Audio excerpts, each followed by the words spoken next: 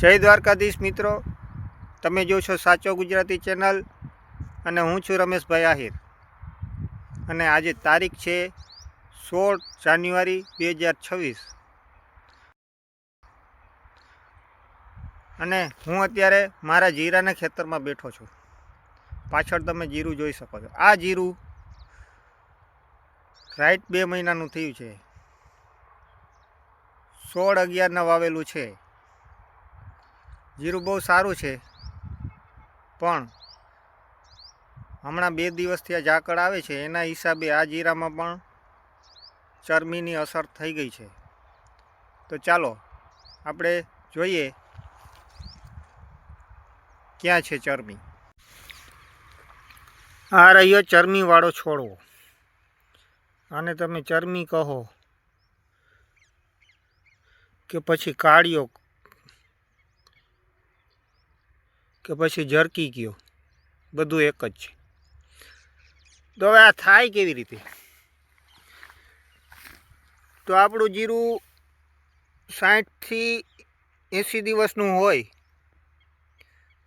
એટલે કે ફૂલ લાગી ગયા હોય, દાણા ચડતા હોય, અને જીરું એકદમ બરમાં હોય, એટલે કે કુણપમાં હોય, એમ લીલું હોય, જમીનમાં હજી થોડોક ભેજ હોય,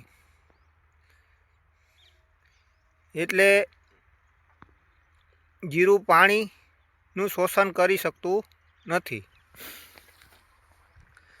હવે અત્યારે આ હવામાન એવું છે કે સમી સાંજમાં ઠાર આવી જાય છે, ઝાકળ આવી જાય છે. એટલે ઝાકળ કે ઠારમાં જે પાણી આવે છે, પાણીના બિંદુ આપણા જીરાની આ ડાળખી હોય છે ને,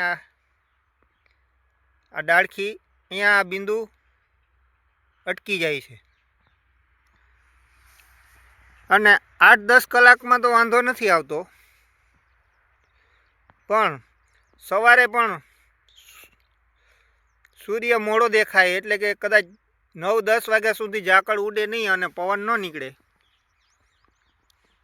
એટલે પછી 10 કલાકથી વધારે આ બિંદુ અહીંયા રહીએ ને ત્યાં ફૂગ પેદા થાય છે અને ત્યાં ડાળખી કાળી પડી જાય છે અને ડાળખી નમી જાય છે. જો સવારમાં પવન નીકળી જાય, તડકો નીકળી જાય અને જીરું આપણું પારવું હોય અને આમ હલી શકે, હવા મળી શકે, તો એટલો બધો વાંધો નથી આવતો. પણ એકદમ જીરું આમ ઘાટું હોય, એને તડકો ના આવે, હવા ના આવે, તો આ પાણી 10 કલાકથી વધારે આ પાણીનું બિંદુ ત્યાં રહે છે, એટલે એમાં આ કાળિયાની શક્યતા વધી જાય. હવે આ જીરું જો બચશે ને તો ઝાકળ બંધ થાય ને તો બચે, બાકી આમને આમ ઝાકળ વર્ષા ચાલુ રહેશે તો આ જીરાને બચાવવું અઘરું છે.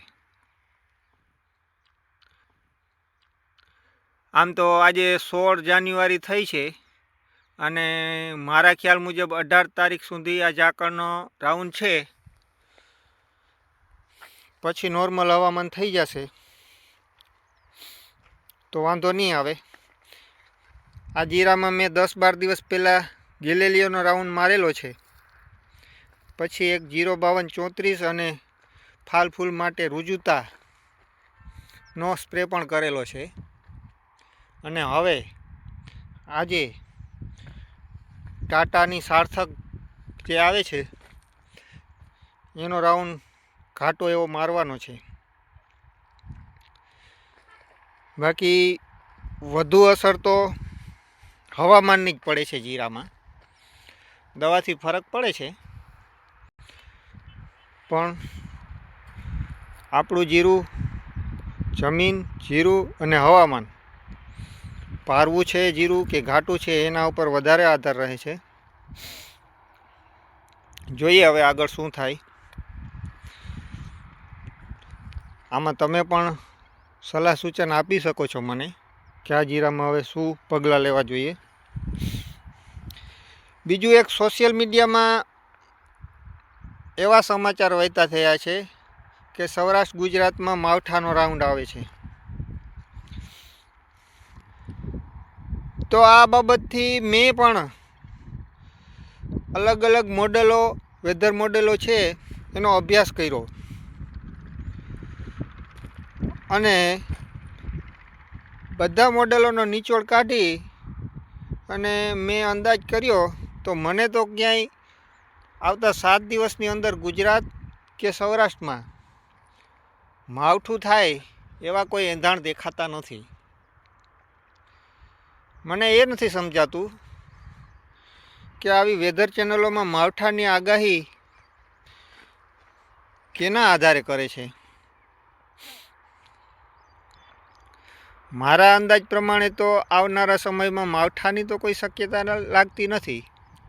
ઠીક છે, સૌરાષ્ટ્ર અને કચ્છના અમુક વિસ્તારોમાં 2-3 દિવસ સુધી ઝાકળની શક્યતાઓ છે, પણ 20 તારીખથી તો નોર્મલ હવામાન થઈ જાય એવું લાગે છે. અને હવામાનમાં જો કોઈ મોટો ફેરફાર દેખાશે અથવા માવઠાની શક્યતા જેવું કંઈ લાગશે તો આપણી આ સાચો ગુજરાતી ચેનલમાં આપણે પણ અપડેટ મૂકી દઈશું. ખેતી અને હવામાનની અગાઉથી જાણકારી માટે મારી આ ચેનલ સાચો ગુજરાતી રમેશભાઈ આહિરને અત્યારે જ સબસ્ક્રાઈબ કરી દો અને બેલ આઇકોન પણ દબાવી દેજો, જેથી કરીને હું અહીંથી વિડીયો મૂકું એટલે તમારા સુધી તરત જ પહોંચી જાય. જય દ્વારકાધીશ.